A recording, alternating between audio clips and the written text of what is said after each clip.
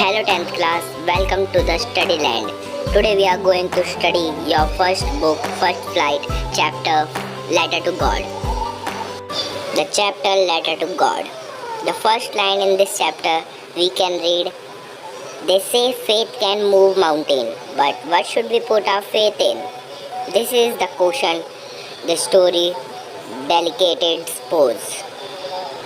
इस लाइन में बताया गया है कि लोग कहते हैं विश्वास पर्वतों को भी हिला देता है, परंतु हम किसी पर विश्वास करें? यही प्रश्न इस कहानी में विनम्रता से उकेर गया है. In second line we can read, Lancho is a farmer who write a letter to God when his crop are ruined, asking for 100 peso. Does Lancho's letter reach God? Does God send him the money? Think what your answer to the question what would be, and guess how the story continue before you begin to read it. इसमें बताया गया है लैंचो एक किसान है जो ईश्वर को पत्र लिखता है 100 पैसों के लिए जब उसकी फसल बर्बाद हो जाती है. क्यों लैंचो का पत्र ईश्वर तक पहुंचेगा? क्या ईश्वर उसे पैसे भेजते हैं? इस पहेली की आप कहानी पढ़ें. इन प्रश्नों के उत्तर स्वयं सोचिए और अनुमान लगाइए कि कहानी कैसे आगे बढ़ती है. Now we start the chapter. The house, the only one in the entire valley, sat on the crest of a low hill.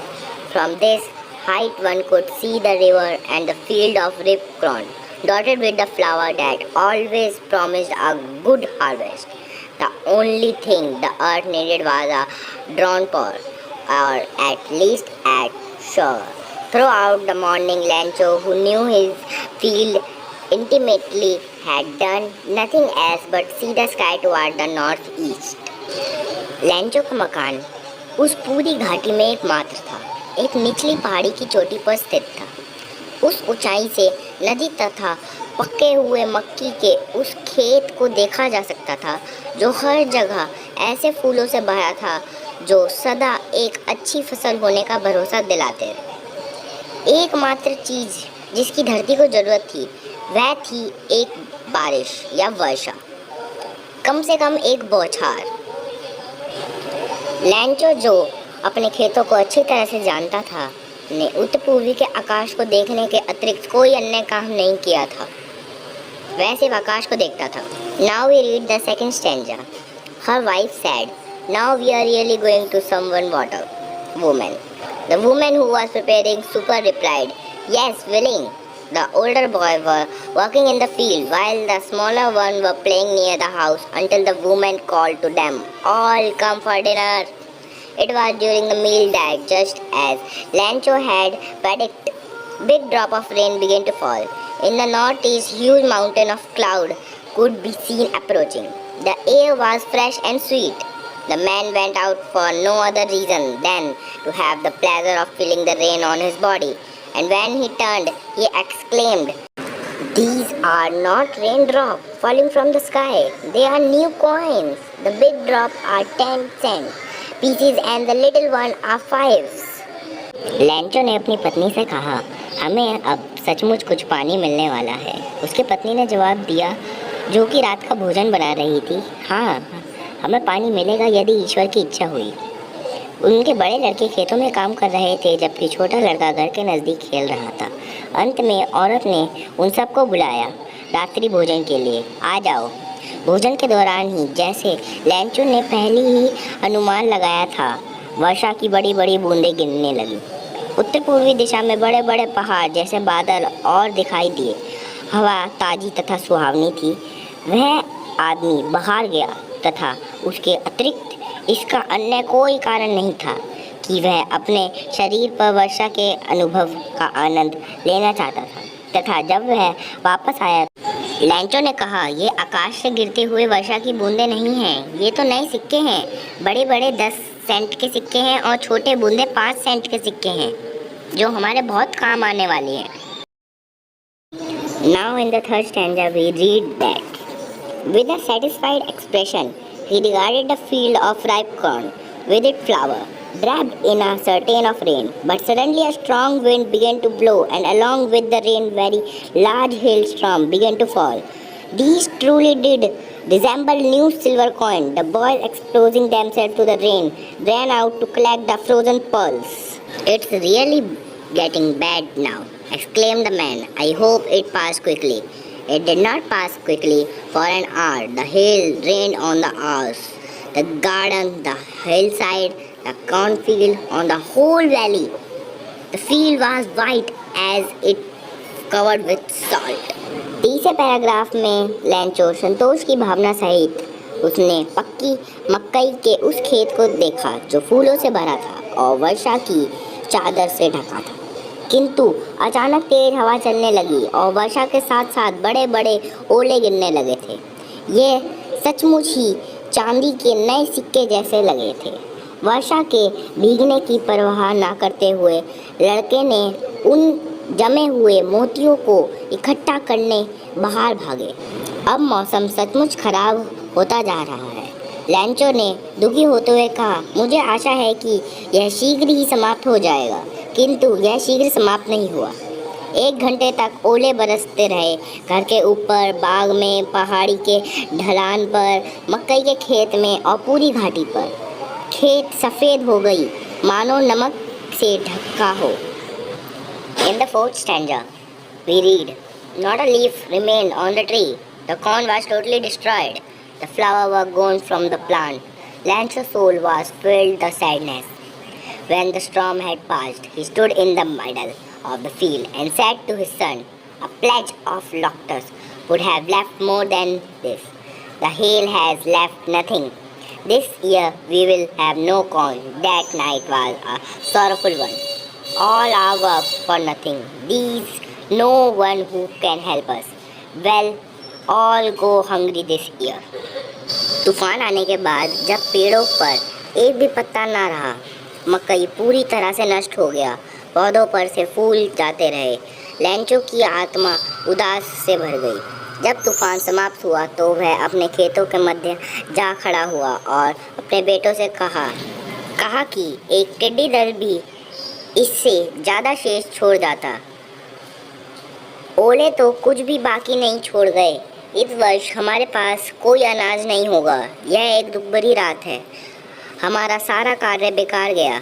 यहाँ कोई नहीं है जो हमारी सहायता कर सके। इस वर्ष हम सब भूखे मर जाएंगे। But in the heart of all who lived in the solitary house in the middle of the valley, there was a single hope, help from God. Don't be upset, even though this seemed like a total loss. Remember, no one dies of the hunger. That was the say. No one died of hunger. All thought the night. Lancho thought only on his one hope, the help of God, whose eye, as he has said, been instructed sees everything, even what is deep in one's coincidence. Lancho was an ox of a man working like an animal in the field, but still he knew how to write. The following Sunday at the daybreak, he began to write a letter which he himself would carry to town and place it in the mail. It was nothing less than a letter to God. परंतु उन सभी के दिल में जो घाटी के मध्य उस एकांत घर में रहते थे, वहाँ एकमात्र आशा अब भी थी, ईश्वर से मदद की आशा। इतनी दुखी मत हो, यद्यपि ऐसा लगता है कि सब लुट गया है। याद रखो, भूख से कोई नहीं मरता। कहते तो यही हैं, भूख से कोई नहीं मरता। पूरी रात लैंचो अपनी एकमात्र आशा के विषय में सोचता रहा, ईश्वर की सहायता के विषय में, जिसकी आँखें, जैसा कि उस सिखाया गया था, सब कुछ देखती है, वह भी जो मनुष्य के अंतर्मन में होता है। लैंचो बेल की भांति कार्य करने वाला व्यक्ति था। वह खेतों में पशु की तरह काम करता था, परंतु फिर भी उसे लिखना आता था। आगामी रविवार के दिन सुबह होते ही वह एक पत्र लिखने गया, जिसे वह स्वयं नगर के जाकर डाक में डालना चाहता था। यह ईश्वर को लिखे गए पत्र के अतिरिक्त कुछ नहीं था। लैंचो ने पत्र में लिखा, God, he wrote, if you don't help me, my family and I will go hungry this year. I need 100 peso in order to sow my field again and to live until the crop come because the hailstorm. He wrote to God on the envelope, put the letter inside, and still trouble went to town. At the post office, he placed a stamp on the letter and dropped it into the mailbox. अब कहानी में मज़ा तब आना शुरू हुआ जब उसने भगवान को लेटर लिखा। प्रभु, उसने लिखा, यदि आप मेरी सहायता नहीं करेंगे तो मुझे तथा मेरे परिवार को इस वर्ष भूखा रहना होगा। मुझे अपने खेत को फिर से बोने के लिए और फसल आने तथा अपना गुजारा चलाने के लिए 100 पैसों की ज़रूरत है। वहाँ की करेंसी को पैसों कहते हैं। लैंचो ने लिखा ईश्वर को। उसने लिफाफे पर यह शब्द लिखे और पत्र को उसके अंदर डाल दिया और अब भी चिंतित था सारा नगर की ओर चल दिया। One of the employees who was a postman and also helped at the post office went to his boss laughing heartily and showed him the letter to the God. Never in his career as a postman had he known that address. The postmaster, a fat, amiable fellow, also broke out laughing, but almost immediately he turned serious and tapping the letter on his desk commented, "What faith! I wish I had the faith on the man who wrote this letter, starting up a correspondence with God." कर्मचारियों में से एक व्यक्ति जो एक डाकिये के काम में भी हाथ बटाया करता था, खूब हंसता हुआ अपने अफसर के पास गया और ईश्वर को लिखा गया वह पत्र दिखाया। डाकिये के रूप में अपने पूरे कार्यकाल के दौरान उसने यह पता कभी नहीं देखा सुना था। पोस्टमास्टर, जो एक मोटा शरीर वाला सद्भावनापूर्ण व्यक्ति, की भी हंसी छूट गई, किंतु तुरंत ही वह गंभीर हो गया और डेस्क के ऊपर पत्र को टपटपाते हुए कहने लगा कि कैसी आस्था है, काश मुझे भी उस आदमी जैसी आस्था होती जिसने यह पत्र लिखा है। इतना तो ईश्वर के साथ ही पत्र व्यवहार शुरू कर दिया। So, in order not to shake the writer's faith in God, the postmaster came up with an idea, answer the letter. But when he opened it, it was evident then to answer. It needed something more than goodwill, ink and paper. But he stuck to his resolution. He asked for money from his employees. He himself gave part of his salary, and several friends of his were obligated to give something more, an act of charity. लेखक का ईश्वर में विश्वास ना डगमगाए, इसलिए postmaster को एक विचार सूझा। इस पत्र का उत्तर दिया जाना चाहिए। परंतु जब उसने इसे खोला तो स्पष्ट हो गया कि इसका उत्तर देने के लिए उसे अद्भावना, कागज और स्याही के अतिरिक्त किसी अन्य चीज की भी जरूरत थी। परंतु वह अपने निश्चय पर डटा रहा। उसने अपने कर्मचारियों से पैसे मांगे, स्वयं भी अपने वेतन का कुछ भाग दिया, वेतन अपनी सैलरी को कहते हैं, तथा उसके अनेक मित्रों ने भी पुण्य के इस काम में कुछ न कुछ योगदान दिया। सब लोगों ने अपनी सैलरी या अपनी सेविंग में से कुछ हिस्सा मिलाकर उसके लिए दिया, जिस कारण उसका विश्वास बना रहे भगवान में कि हाँ, सच्ची में भगवान होते हैं। It was impossible for him to gather together the 100 pesos, so he was able to send the farmer only a little more than half. He put the money in an envelope addressed to the Lanchos and in a letter containing only a single word as a signature, God. मतलब कि वहाँ के post master ने इतना अच्छा काम करा, उसने पैसे जुटाए, पर उसके लिए 100 पैसे इकट्ठे करने बहुत मुश्किल थे। फिर भी उसने आधे से ज़्यादा पैसे इकट्ठे करके उस एनवेलप में डाल दिए और साइन करके लैंचो के एड्रेस पे भेज दिया। और साइन में क्या लिखा? The God. It was amazing. इसके बाद आता है कहानी में ट्विस्ट। एक दिन लैंचो आता है संडे को। चलो रीड करते हैं। The following Sunday Lencho came a bit earlier than usual to ask if there was a letter for him. It was the postman himself who handed the letter to him, while the postmaster, expressing the contentment of a man who was performing a god deed, looked on from his office. Lancho chose not the slightest surprise on seeing the money. Such was his confidence, but he became angry and he counted the money.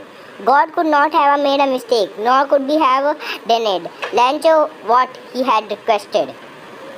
एक दिन क्या हुआ, लैंचो आया Sunday के दिन और उसने आके पूछा क्या मेरे नाम पे कोई लेटर है।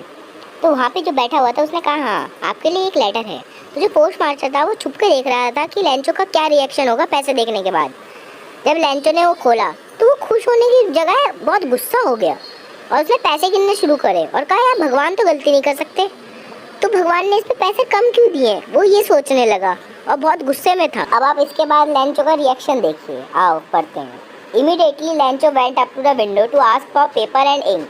On the public writing table he started to write with much wrinkling on his brow caused by the effort to had make the expression his idea. When he finished he went to window by a stamp which was linked and affixed to the envelope with a blow of his foot. The moment the letter fell into the mailbox, the postmaster went to open it. It said, God of the money that I asked for, only 70 pesos reach me. Send me the rest since I need it very much. But doesn't send to me through the mailbox. Because the post office employees are the bunch of crooks. Dot Lencho. इसी के साथ हमारा ये chapter ख़त्म होता है letter to God. आशा है आपको पसंद आया होगा, और अगर आपको पसंद आया है तो प्लीज़ लाइक करें, शेयर करें एंड कमेंट करें, और सब्सक्राइब करना बिल्कुल ना भूलें, और बने रहें स्टडी लैंड के साथ।